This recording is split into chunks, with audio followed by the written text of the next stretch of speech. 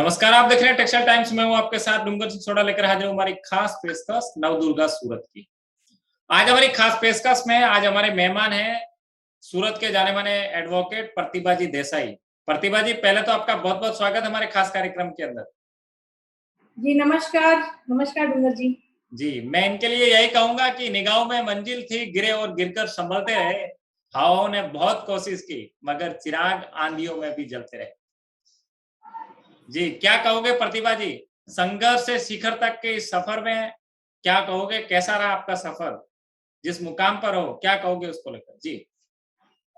जी हमने बचपन में एक कविता पढ़ी थी, आगे बढ़ नदी हमेशा बहती जाती, कल-कल गीत सुनाती, नदी हमेशा बहती जाती।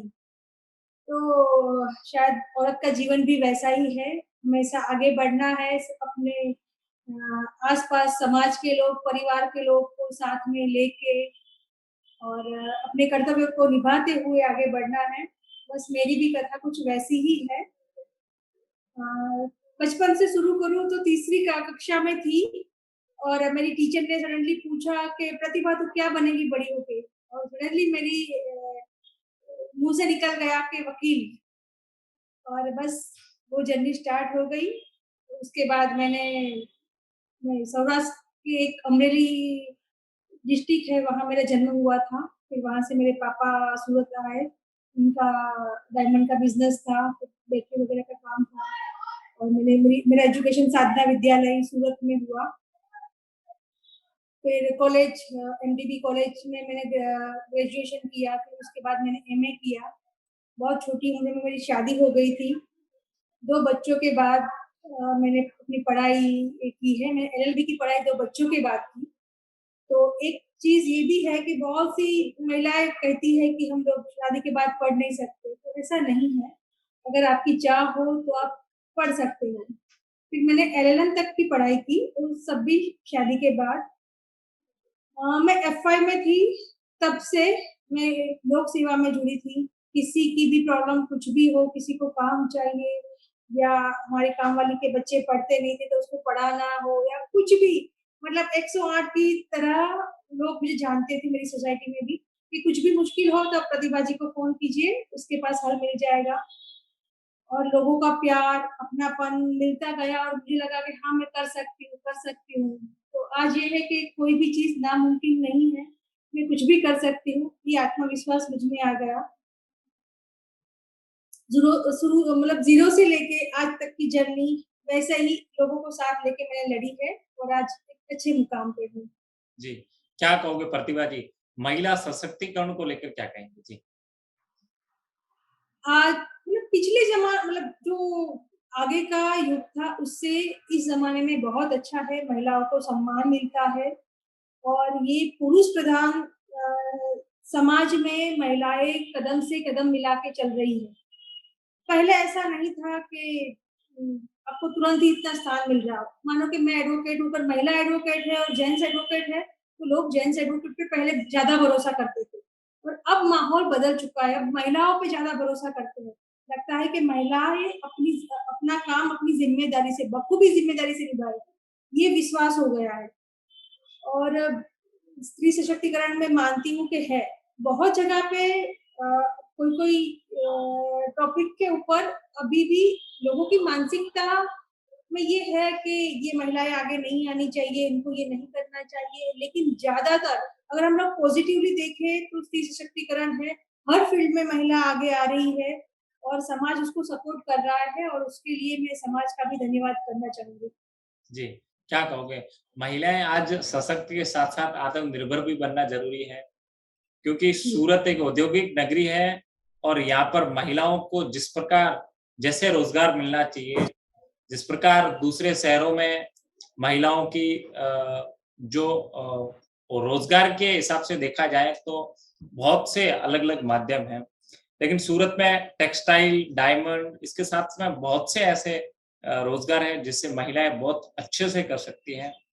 तो उसको लेकर क्या कहोगे? आत्मनिर्भर महिला बने, उसको लेकर क्या कहोगे?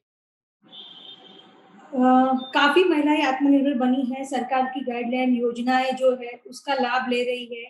आप देखेंगे कि डायमंड में जो डायमंड बनाने का काम है, काफ़ी महिलाएँ कर रही है, वराछा विस्तार में। ख़ास करके फिर टेक्सटाइल यूनिट है, उसमें वो धागे तोड़ने का काम हो या बुनाई का काम हो या फिनिशिंग का काम हो, बॉक्स बनाने का काम हो। अगर हम लोग मार्केट विस्तार में देखेंगे तो ज़्यादातर महिलाएँ होती है।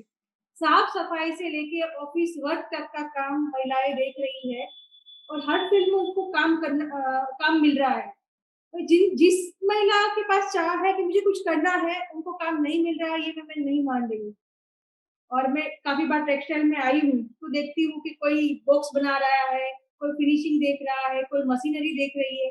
अरे टेक्सटाइल यूनिट में महिलाएँ सीए के तौर पे भी काम कर रही है, ऑफ़िस वर्क भी कर रही है और वो बहुत बड़ी बात है। जी। प्रतिभा जी, क्या होता है कि बहुत जगह महिलाओं को जैसे अन्य राज्यों में आपने देखे हैं, तो वहाँ महिलाओं के लिए स्किल डेवलपमेंट की बात हो, वहाँ पर महिलाओं के लिए जैसे मशीन जो है, सिलाई मशीन से सिखाकर उनसे जी, वर्किंग करवाया जा रहा है। यहाँ से कपड़ा जो है, जो यूज़ नहीं होता है, वो कपड़ा वहाँ जाके उसको अपना कहें ना कि वेस्ट से बेस्ट बनाने का कार्य जो है, दूसरे राज्यों में चल रहा है। क्यों ना वो सूरत में हो जाए? सूरत जी, में ऐसे बहुत बहुत से अच्छी महिलाएँ हैं सूरत के आस-पास क्षेत्रों में, जिनको रोज़गार की असल में ज़रूरत है। जी एक लाइव एग्ज़ाम्पल मैं आपको ये दूँगी डुमस विस्तार में। डुमस विस्तार की जो भी महिला है मतलब बहुत कम उम्र में वो विधवा हो जाती है। कोई रीज़न हो रहा होगा पता नहीं। लेकिन वहाँ पे काफ़ी मात्रा में ऐसा होता है कि पुरुष जो है वो घर पे बैठते हैं और महिलाएँ काम पे जाती हैं। और उस महिलाओं के पास ज़्यादा काम नहीं है। तो मैंने एक सरकार के सामने एक प्रस्ताव भी रखा था इसके बारे में कि इस महिलाओं को लेके हम कोई अच्छा कार्य कर सकते हैं, एक अच्छा प्रोजेक्ट लेके आ सकते हैं और सरकार इसके लिए पॉज़िटिव भी है और हाल ही में हम लोग उस प्रोजेक्ट पे काम कर रहे हैं। उसमें टेक्सटाइल यूनिट और ये जो महिलाएँ जो काम करना चाहती हैं, उन दोनों को मर्ज करके हम लोग बहुत अच्छे पैमाने में प्रोजेक्ट लेके आने वाले हैं। और उस पे काम चल रहा है और बहुत जल्दी एक बहुत अच्छा यूनिट हमारे सूरत में वैसा ही होगा, जैसा आप चाह रहे हैं। जी। क्या कहोगे प्रतिभा जी, महिलाओं के उत्थान के लिए क्या आप सोचते हैं, क्या होना चाहिए सूरत में जो अभी नहीं है? एक तो ये होना चाहिए कि मानो कि मुझ में कोई टैलेंट है, तो मैं अपना टैलेंट किसी के साथ शेयर करूँ कि इस हिसाब से आप कर सकते हो। मतलब बहुत सी महिला ऐसी है जिसके पास टैलेंट है, लेकिन उनको पता नहीं है कि कौन-सा प्लेटफ़ॉर्म है उसके लिए, मैं क्या करूँ तो उससे कमा पाऊँ, मैं क्या करूँ कि उससे आगे आ पाऊँ।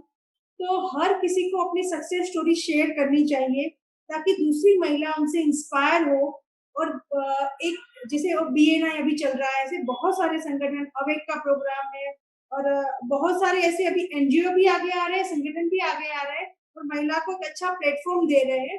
तो उसी हिसाब से सक्सेस महिलाओं को अपनी स्टोरी एक प्लेटफ़ॉर्म पे आके कहनी चाहिए और एक एक जैसे टोल फ्री नंबर होता है ना, वैसा एक टोल फ्री एक नंबर ऐसा होना चाहिए कि सूरत में किसी महिला को कोई प्रॉब्लम हो तो उसको कॉन्टैक्ट करे, उसको काम चाहिए तो उसको कॉन्टैक्ट करे और वहाँ से मतलब 108 की तरह उसकी सारी समस्या का सॉल्यूशन हो जाए।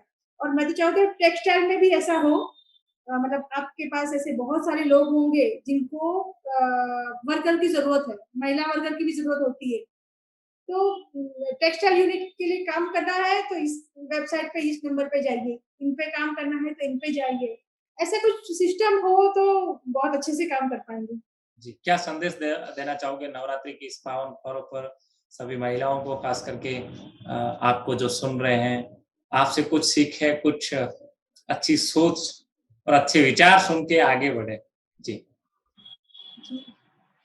मैं आपकी चैनल के माध्यम से जितनी भी महिलाएँ, जेंट्स जो भी देख रहे हैं सबको सबसे पहले तो मैं नवरात्रि की हार्दिक शुभकामना दूँगी कि विश्व की जो महामारी थी, उसमें से हम बच के आज यहाँ पे ज़िंदा है, नवरात्रि मना रहे हैं। मैं बात कर रही हूँ तो कुदरत का, माता रानी का कहीं न कहीं आशीर्वाद है कि हमने इतनी बड़ी मुश्किल वाली लड़ाई लड़ ली।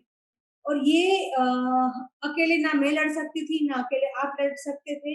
ये हम सबकी लड़ाई थी, जो हम सबने साथ मिल के लड़ी है। तो ऐसी मुसीबत बार-बार नहीं आए इसके लिए सबसे पहले तो हमें जो भी कोविड की गाइडलाइन है, उनको उनका पालन करना है, दोनों वैक्सीन लेनी है। उसके बाद भी जब तक ये महामारी पूरी तरह से नहीं खत्म हो, तब तक उसके लिए अवेयर रहना है और साथ में स्वच्छता रखना है। और ग्लोबल वार्मिंग की समस्या अभी आने वाली है, वो बहुत बड़ी समस्या होगी। वापिस हमें ज़ीरो से स्टार्ट करके जूझना पड़ेगा। तो आप पर्यावरण को भी बचाइए, वृक्षारोपण कीजिए, देश को स्वच्छ कीजिए और एक हेल्दी भारत की मैं कामना करती हूँ। बहुत सारे लोग शायद मुझे जानते हैं, उनको पता है कि मैं बहुत सारी रेप पीड़ित बच्चियों के लिए भी काम करती हूँ, महिलाओं के लिए काम करती हूँ। अभी हाल ही में वापिस से जीआईडीसी विस्तार में 4 साल की बच्ची के साथ रेप हुआ है और बार-बार सूरत में ऐसी घटनाएँ होती रहती है, महिलाओं का शोषण हो या बच्चों के साथ रेप हो, तो ये सूरत की धरती को शोभा नहीं देता। तो हम सब चौकन्ने रहे, हमारे आस-पास कहीं भी हमें लगता है कि कुछ गलत हो रहा है, तो हम लोग तुरंत पुलिस को इत्तला करें। अवेयर रहे, मैं जागरूकता की बात करना चाहूँगी। कोई भी बच्चा कहीं खो गया है या कोई किसी को उठा के लेके जा रहा है, कोई ना कोई तो होगा जिसने देखा होगा। ऐसा तो नहीं है कि किसी ने नहीं देखा होगा। मानो कि उस टाइम पे उस व्यक्ति ने थोड़ी जागरूकता दिखा के अगर उनको शंका की नज़र से देख के भी अगर पुलिस को इत्तला कर दिया होता तो शायद एक जीवन बच जाता। तो इसीलिए मैं आप सबको हाथ जोड़ के विनती करती हूँ कि आपके आस-पास कहीं भी क्राइम हो, कुछ भी क्राइम हो तो आप जागरूक रहिए, कहीं किसी बच्चे के साथ गलत हो रहा हो या कोई झगड़ा चल रहा हो, कोई मतलब कोई लेबर वर्क या अपनी वाइफ को मार-पीट रहा हो, तो भी आप अपना समझ के उसको रोकिए, ये देश हमारा है, भाईचारे की भावना रखिए और हम सब मिलके अगर कोशिश करेंगे तो हमारी ये जो पृथ्वी है बहुत सुंदर बनेगी, हमारा देश, हमारा समाज बहुत स्वच्छ और अच्छा होगा। बहुत-बहुत धन्यवाद। तो ये थे प्रतिभा जी देसाई